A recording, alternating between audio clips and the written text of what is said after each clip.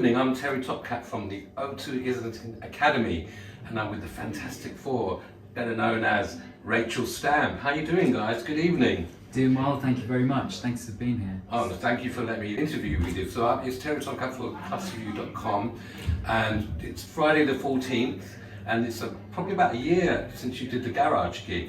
Yeah, it's been about a year, and we decided to do a show because we've just reissued our Hymns for Strange Children album.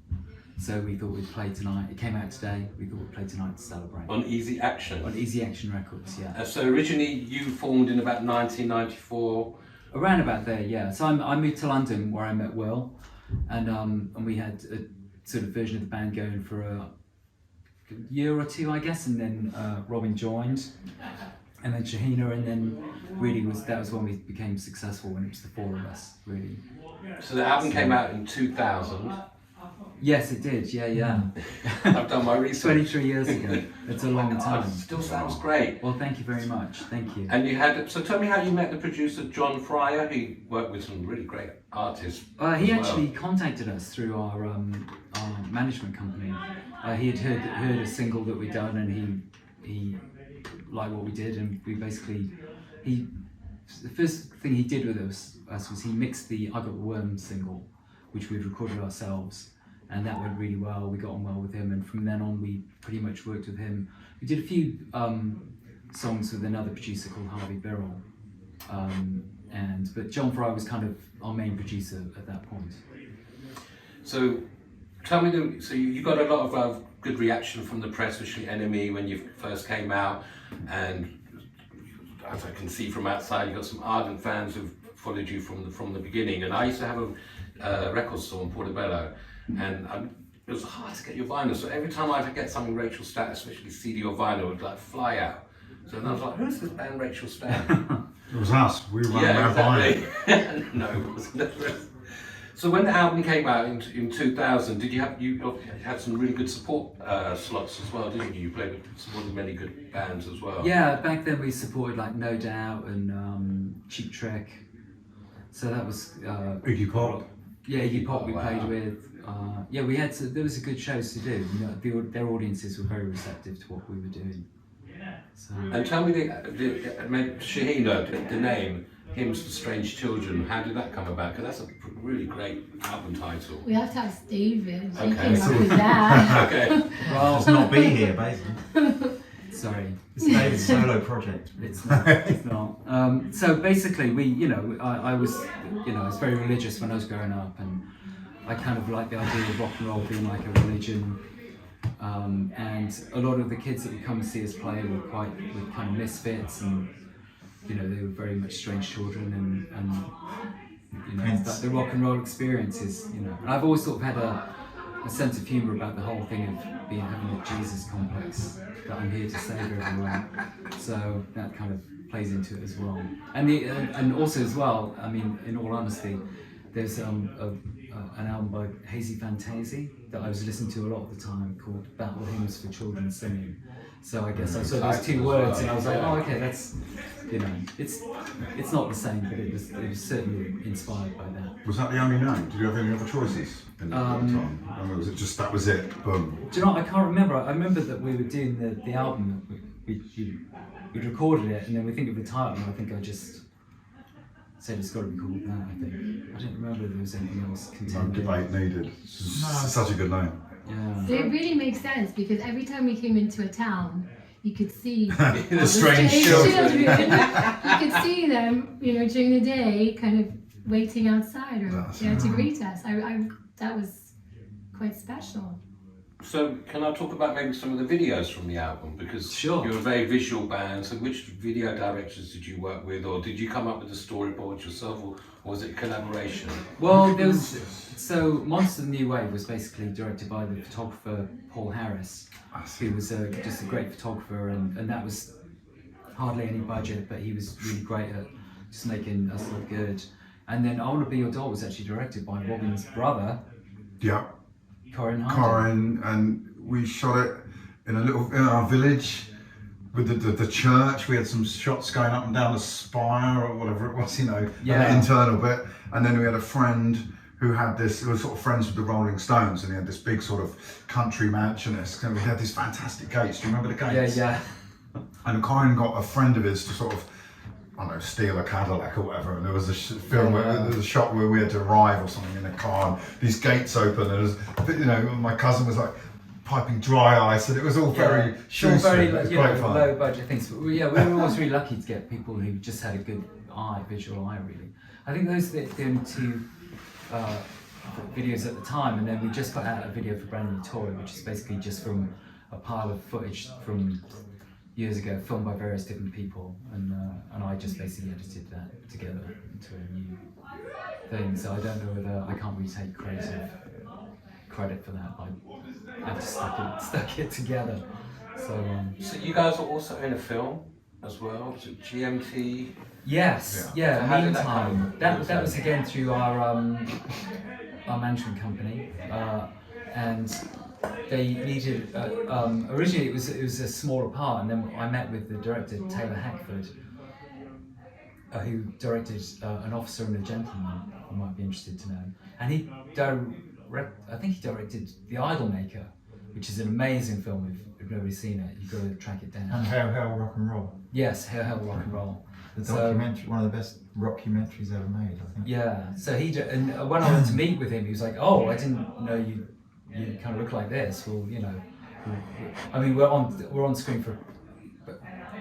We get two songs in. Seconds. We get a couple of songs in, don't we? But that was a But it lot took of fun. 2 nights. freezing God, our yeah. balls Or off. 3 nights. I It think. was shot in 3 nights. October. It's supposed to be a July party scene, and everyone's in Yeah. t-shirts. And between takes, because it would be pissing with rain, and they'd have to. They'd never seen anything like the crew were having hairdryers on the flags because they were being like lank, full of rain, and they were like, no, make them fly. And we're sitting there freezing on top of this roof of this Cutty Sark with drums and. Cut us off, yeah. And everyone was pretending to have a great time in July at a party, and it's freaking freezing, raining, and you know, that's films, isn't it? Yeah, it's a lot of waiting around. But have you had any songs in films at all? Or like TV shows? Or... One of our songs, a song called Twisted, was used in an American show called Point Pleasant. Oh yeah, I remember that show. Yeah, there's a scene on a beach where some kids are having a party. They're obviously dancing to something completely different. Dancing. They just put on Is it like different slow speeds? dancing or Oh my something. God. And then you set up your own label, didn't you? Bitch Fight. Yeah, Bitch Vinyl came about basically when we got dropped by Warner's. We just wanted, we needed to put a record out, and it just seemed like the only thing to do, so that's what we did.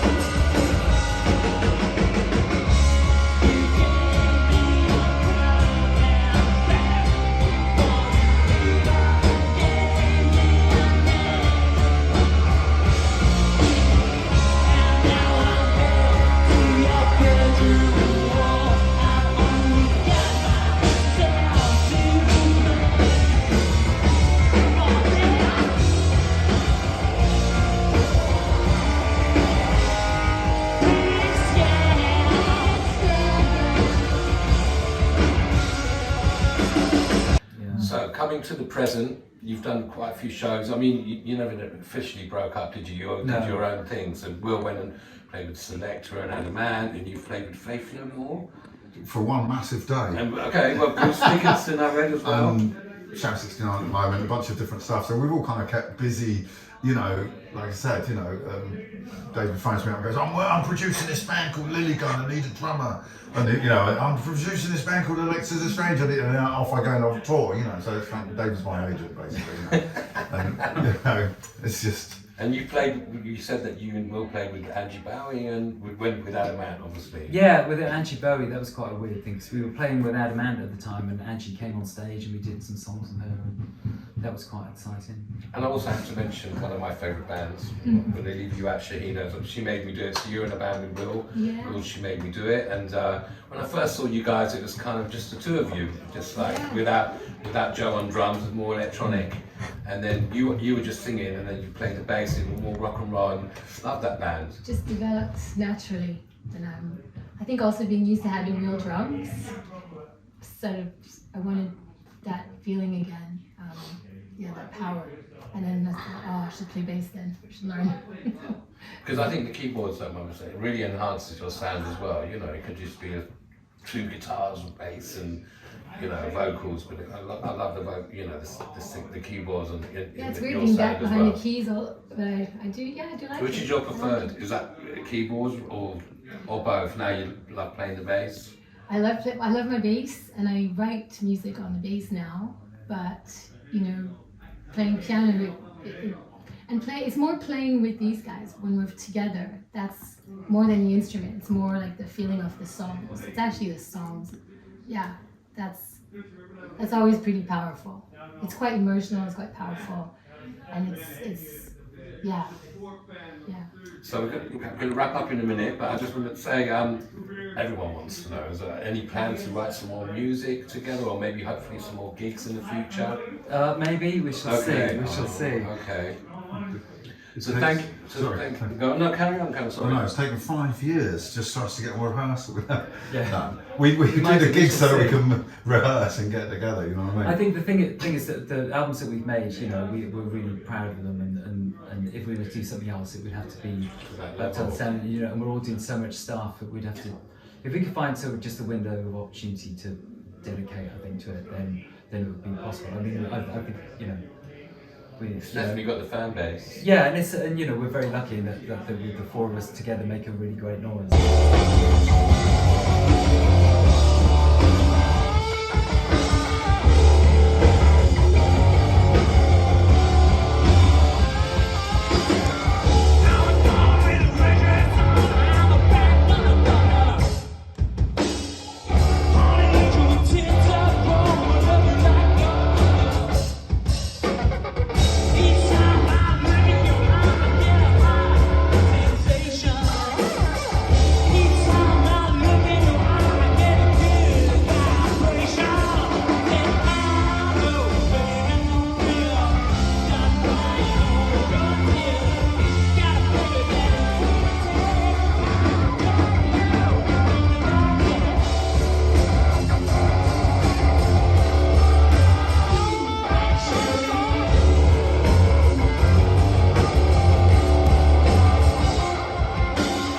And you still feel that chemistry when you rehearse and play. Yeah, we did rehearsal, we haven't seen each other for a long time. We played every song once, went, sounds as good as we were in a recording studio. You know what I mean? Like, for tightener, we didn't need to go over anything. You'd imagine that any normal band would be like, how's that bit going?